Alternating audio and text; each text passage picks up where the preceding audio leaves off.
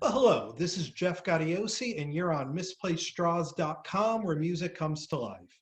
And my guest today is responsible for some of the most memorable music of the past 6 decades. He's a founding member of the Byrds, the Flying Burrito Brothers, Manassas, and the Desert Rose Band. He's a member of the Rock and Roll Hall of Fame, and he's also a best-selling author with his biography, Time Between, My Life as a Bird, Burrito Brother, and Beyond. It's an honor to welcome Chris Hillman. Welcome, Chris. Thank you, Jeff, so much for that beautiful introduction. Thank you Oh, very my much. pleasure.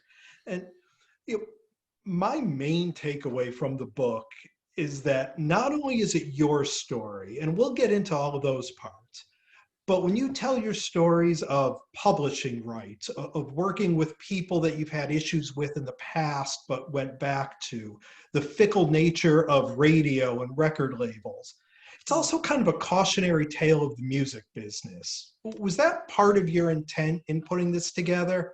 Not really, Jeff. I just, as I was writing the book, and of course, and as I had learned over the years, it is certainly a valid part of all of it, of business in general. But yeah, you need to be. I'll put it this way, Jeff. You need, I think, every artist and actor, and singer, whatever, songwriter. You really have to have a basic knowledge of business and how it works, and you can't just sort of throw it to the wind and the business manager will take care of this or that. You can't do that. You have to understand basics, how it is that you're being paid in gross amounts. And I had somebody when I was younger in the early 70s sit me down and he said, listen, I'm gonna give you a little lesson in finance. And this is great, Jeff. He says, you get paid in gross amounts. Half of it is not yours. And I'm being a dumb 23-year-old kid. I said, what do you mean half? He says, well, it's really the government's. And he said, I'm overestimating, mind you, way overestimating. But remember this, you get paid in a gross amount from a session or, well, the sessions, they take the money out. But any kind of royalty statement or anything like that, just remember half of it should be put away for the government. And how many artists have gotten into trouble with the IRS? Terrible. Willie Nelson had that a terrible situation. But that's something you need to be aware of, and not to the point where it takes over your life, because your main focus is, of course, your art. But to maintain the just rewards for your art, you need to be aware of the business so that you don't, it's like right now at age 76, we're still looking for things that were taken from us. So we're still on the trail. My wife's a good detective, so pretty much caught up to everything. But yeah, that's a valid question. And then getting into your story of the book, going back to the beginning, bluegrass and country was really the foundation, it seemed, for you growing up. But what was it about seeing the Beatles on Ed Sullivan and their brand of rock and roll that was really different from the bluegrass and country that you were into, that really grabbed you, and you talk on the book, that really made you want to be part of that? Well, I think watching the Beatles, me along with thousands of other people that particular night, they just started rerunning the Ed Sullivan shows on MeTV on cable. And what did they the other night? And they had when he had the Beatles on, and I'm going, there it is. And it was so exciting. And there were elements of what they were doing. They did I Want to Hold Your Hand, and one other song, Please Please Me or something. But there were elements of bluegrass in their music and country. They really were the way they sang. Of course, they listened to the Everly Brothers a lot. They cut their teeth on American rock and roll. We all know that story. But then they developed their own signature sound, and it was so exciting to see them. I don't think anybody wasn't touched by that at any age. Even I had just walked into my mom's apartment that night by accident, and like I said in the book, in those days, everybody watched Ed Sullivan. Sunday night, everybody turned it on. And my mom said, they're pretty good. And I'm going, Mom, they're better than good. I said, they're coming right out of the screen at me. And they were so exciting, live. Their attitude was great. They changed the culture. They changed fashion. And they healed us. They healed the nation from John Kennedy's assassination, which is basically 2 months prior, a little over 2 months prior to the Beatles being on Ed Sullivan in February. John Kennedy was killed the end of November. And I think they were like a divinely sent healing force. I really do, because it was just wonderful. And at that point in time, I was still playing bluegrass in a not a very good group at the time, but I was able to eat, and I wasn't thinking about that. And then it sort of developed where how the Beatles affected other people like Roger McGuinn, who had seen it, and David Crosby and all the other guys that eventually formed the Byrds. Well, and that's why you guys naturally, you don't know it as it's happening, but when you, Roger and David, got together, and your country background and their rock and roll aspirations, did it just come naturally to create this style of music that really didn't exist before you guys got together? Well, Jeff, they no one in the Byrds came out of rock in that sense, meaning we weren't a garage rock band. We had no idea. So, I mean, McGuinn was a folk singer and had been an accompanist to the Limelighters and Chad Mitchell Trio. David had been a solo folk singer. Gene Clark had been a member of the Christie Minstrels folk group. And I was in bluegrass bands. I think Mike Clark, the drummer, probably had the most rock and roll experience out of all of us. But we literally, and I always used to say this, I still do, we literally plugged into the wall with that amplifier and just went from there. We just developed a sound. And Roger was a very seasoned musician, far more than we were. He had so much experience. And we sort of, I as a bass player, learning the bass, I had no idea how to play the bass, but I'm listening to Roger, and I'm sort of watching him and playing off of him, and how he's playing. And somehow we developed a sound that I felt was so, over the years, so unique. I mean, we just didn't have that, as I say, blueprint what to do. But I must tell you, I must confess, we did watch Hard Day's Night about 10 times at the movie theater. And studied it. I mean, we loved the Beatles, as we all did. We emulated the Beatles, but I think you go from emulating and then you go into more innovative things. You know what I'm saying? So. Well, and you guys really became the blueprint for a lot of those California bands after you that blended the country and rock and roll together. Yeah, we did. I think the Sweetheart of the Rodeo that was recorded in 1968. And I always say, well, it wasn't my favorite Byrds album, but having come from that background, I liked it. I liked what we were doing. But what that album did accomplish, Jeff, was it opened the floodgates, and it did develop that country sound, country rock, California country. And through Nitty Gritty Dirt Band and Pure Prairie League, Gene Clark and Doug Dillard and Clark, great stuff. Burrito Brothers, of course, and right after Sweetheart of the Rodeo. So that opened that whole thing up to that kind of music, and it led up to the Eagles. Right? And they're still going. I think. And the original 5-man lineup of the Byrds, you, McGuinn, Crosby, and Gene Clark and Michael Clark, didn't really last very long in the grand scheme of things. And as you go through the book, that really is sort of a hallmark of your careers, those ever-changing lineups. As a musician, do you feel that you benefited because you got to play with all of these different musicians and experiment? Or do you think, well, geez, we only got to scratch the surface with a couple of those lineups? Oh, absolutely. It was beneficial to work with different people, get their different input. Yes. I felt I was always curious, where would we have gone after 8 Miles High? Because we had gone from covering Bob Dylan, and then all of a sudden we're doing songs like 8 Miles High, and then shortly thereafter Rock and Roll Star were really great tracks. So meaning we had really developed into a solid band with a sound.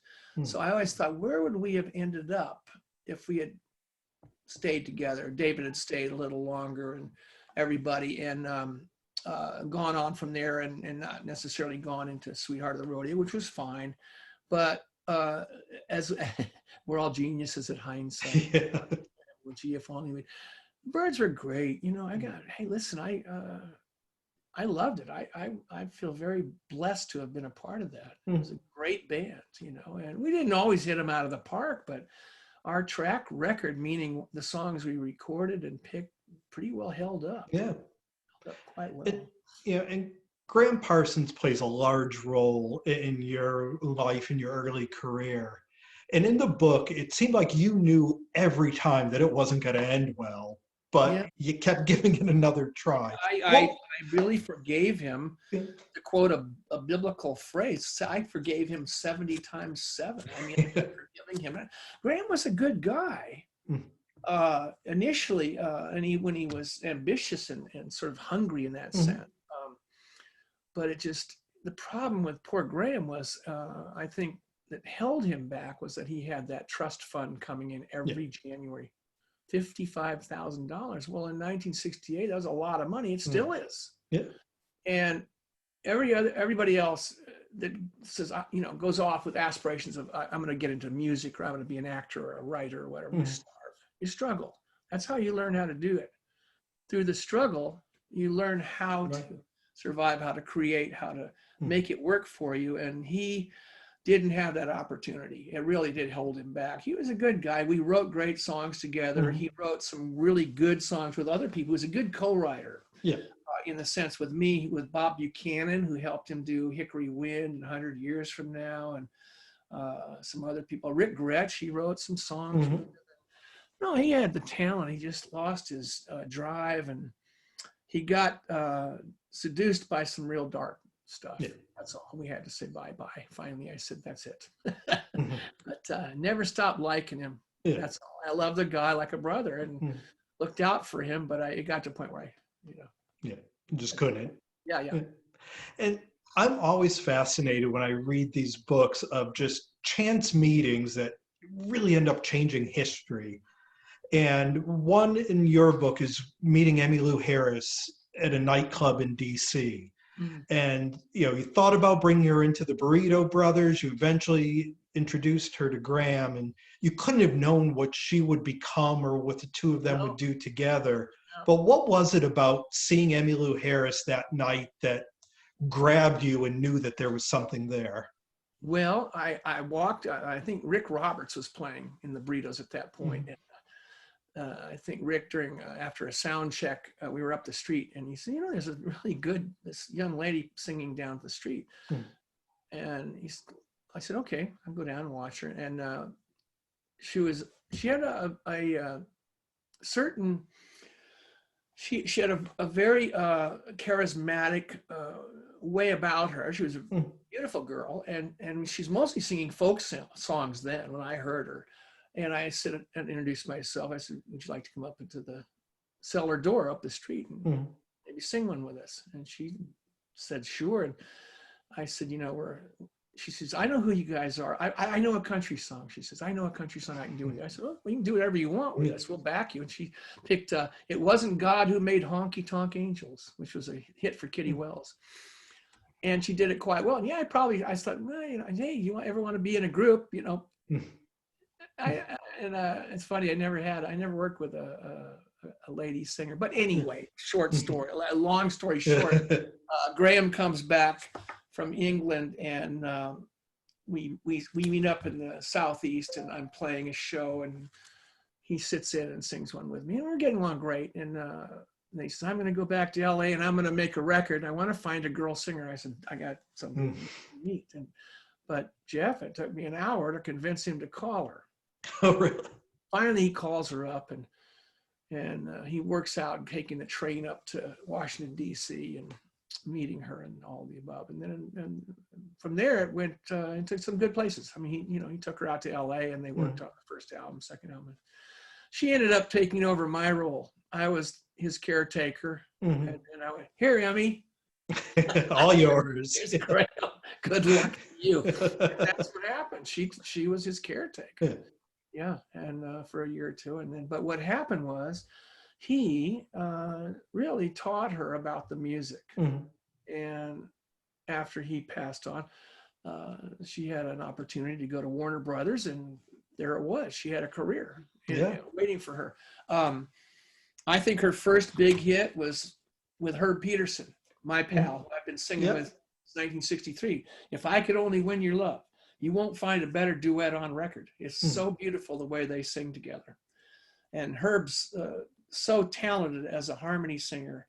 His great talent is he becomes the person he's singing with. He really has an ear for that. And that's the tightest harmony I've ever heard Emmylou do is with Herb. That song, yeah. Well, and it's funny, speaking of Herb Peterson, after the Burrito Brothers, you did time with Stephen Stills and Manassas and J.D. Souther and Richie Furay, and there were a couple reunions here and there with Roger, but it wasn't until the Desert Rose Band that you really found your footing again. Yeah. What is it about the relationship with you and Herb that really brought you back into that comfort zone? We're both smart aleck California boys. Well, I mean, we both grew up with bluegrass. He grew up in Berkeley, California. I basically grew up in San Diego, but we both had that love of bluegrass. And, we were the odd kids in high school. There was one other kid that liked bluegrass in my high school, and same with her. But we met each other in 1963 and kept in touch. And then the Desert Rose Band started to come together in the mid 80s, and John Jorgensen was very prominent in pushing that. I didn't want to put another electric band together. I was happy playing acoustic music, but we did it, and I didn't expect it. I wasn't looking for a record deal. When we got our first hit record, I couldn't believe it. And I even told my wife, Jeff, I said, I don't believe this is happening. This isn't supposed to happen. It was programmed to happen. But all of a sudden we had a second single we put out was number 3 in Billboard, top 10. And from there on, we had a huge string of hits. Yeah. And as the longest I'd ever been in a band. I was about 8 years into the 90s, and we had a great time. And our on stage live performances were in the 90th percentile, meaning everybody was a pro. Yeah. So my previous forays into bands, I mean, there was always some kinds of mischief going on, which hurt the performance. Didn't have that in Desert Rose. Everybody was on the money, on the game, singing, playing. It was great, and it was the end of a long journey of apprenticeship for me. Yeah. I always looked at it, I said, well, I was the lieutenant to Stephen. I was Stephen's right-hand man. But Desert Rose, I was steering the boat. Yeah, that was yours. But I couldn't have done it without those guys, I'll tell you that. Right. In 91, the Byrds went into the Rock and Roll Hall of Fame. And you talk a bit about that in your book, about how it was the last time the 5 original members were together. And, Gene and Michael both passed away within 2 years of that induction. And 2 things. One, did you really get the feeling that, that's going to be the last time the 5 of us are together? And also, the Hall of Fame has changed its rules a million times over the years. If you guys in the band had a say, would the later members like Graham have been inducted as well? No, I don't think so. I think it was always should be the original members of any group. This happened with the Beach Boys, and of course, no, just the original people. Yeah. And Graham was not he was a hired sideman in the Byrds, and as was Clarence White and Gene Parsons and Skip Batten, and they were on salaried members, and the Byrds were still the original 5 guys, and so. I have to say that, that's one rule. They might have bent a little, but I think it should always be the original people that qualify for that. Yeah. And like I said, did you know when you walked off stage it was going to be the last time the 5 of you were together? Well, I didn't. I had a feeling, but I didn't really dwell on it. I didn't think our reunion album was, it just didn't quite get where it should have gone. To us, we should have made a better effort at that, but I didn't think we were going to get back together. And I know certain people felt strongly about that. And then, of course, when Mike and Gene passed on, I mean, that was it. We couldn't perform without them. We could, but we didn't want to do that.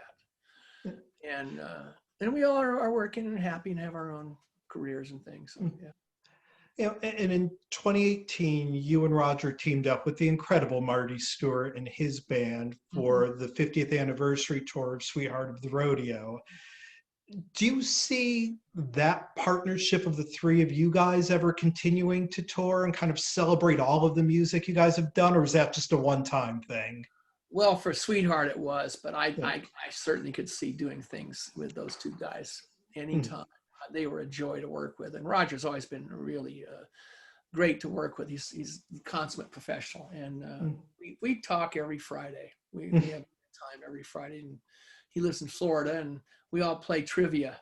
I'm out here now, California, and he's in Florida, and a couple other couples, and Yeah. it's funny. And Oh, so that's great. yeah, but we're very close, and Marty, I love, dear man, love him, sweet man, and such a great musician. Mm, Would mm. I do something with Marty again in a second, Yeah. or Roger in a second? I had more fun on that tour. It might have been the best tour I ever went on, Mm, and I went on some good ones. yeah. This was a joy, just lovely. Yeah, you saw it, right? Well, it was funny. We were talking about this before the interview. We actually couldn't get tickets for the show that night, but we caught the sound check. Okay, good. So, Yeah. yeah, I don't think we're not going to resurrect it. I think Roger's yeah, idea of the 50th anniversary, once we yeah. get past that mark, yeah. Mm. And in 2017, you had a solo record, Biding My Time, which you say in the book is going to be your last record. It was also the last project that Tom Petty worked on. And I was shocked reading the book to find out that it was really the first time you and Tom really worked together, considering what a huge Byrds fan he was. And we all know about Tom the musician, but what can you say about Tom the person? I could say as much as I said about Marty and double it. I mean, Tom was a wonderful guy, and Roger was very close with Tom Mhm. and had done some work with him. I hadn't. I knew Tom, but I didn't know him as well as Roger did, Yeah. and I got to know him really well when we were working together. But I was honored that he wanted to do that with me, and I was and somewhat in awe of him. I mean, but he was he was one of the most humble people I've ever been around. Mhm. And and I always say this, for a man who occupied that position in the world, he was a huge rock star. Yeah. He did not carry that around on his shoulder. He Mhm. was the most humble guy I've ever met. And down to, I drive up for overdubs at his studio and in the back of his house, and sometimes he'd be out there waiting to help me unload, and he had people to do that. But no, he was just a great producer, great to work with, and honest. And when he told me, he says, "Hey, listen," when I told him, I said, "I can't tell you how much I appreciate what you Mhm. did." What are you talking about? I said, "Well, that's probably the last record I'll do." He says, "No, it isn't. I'm not done with you." I thought that was lovely to hear that. And he wanted to do a country album and a rock album with me. Mhm. So he said, but bless his heart, Mhm. he's off now somewhere. Yeah. Well, it's funny because my introduction to the Byrds, I mean, as a kid growing up in the 80s, was Tom Petty covering the Byrds. And then that led me to seek you guys out and listen to what influenced the guy that I was into. Yeah. So, it kind of comes full circle like that. Well, yeah, it does. I mean, there it is. When I was saying earlier, he emulated the Byrds in the early days. "Listen to Her Heart" is one of his Yeah. songs, just like the Byrds. Mhm. But he innovated. He took it beyond. He took it 10 steps up the ladder, and I mean, he did a great version of "Feel a Whole Lot Better" and Yes. "Rock and Roll Star." And Yeah. he always acknowledged us. He says, Mhm. Byrds, but he took it way up there. He took what he got from us and enlarged it. Mhm. Huge. Yeah. And we started this interview off talking about what the book is besides just your story. And when I finished the book, I kind of realized that it's also just a beautiful tribute to the incredibly talented people you've worked with that are no longer with us. I mean, people like Gene and Mike and Graham and Tom and Clarence White and a host of others. In some way, did you feel as though, as someone who survived it and is still here, it was kind of your calling to remember these people this way? Well, I didn't feel, first of all, let me preface that with, I have no animosity or grudges against anybody I worked with, living or dead. I didn't feel it was relevant in this book to write about or denigrate anybody in a negative way. What was the point? I could have written about any number of people I worked with that were passed out or couldn't play or drugged up or whatever. What was the point? Yeah. I'd rather try and build up their talents and talk about how talented they were, as they all were that I worked with. But I didn't have to go out of my way. I mean, people will remember them on their own worth too. You know, all those guys you mentioned. Yeah, it just seems such a waste to die young, first of all, and especially to trade in the career aspirations for the hedonism. You know what I mean? And that's just got in there bad in the 70s, especially that decade. Man, it was people going right and left and unnecessary. You're not going to make great music using drugs. Right. It's a known fact. You might think you are, but it's not going to work out that way. It won't hold up. So anyway.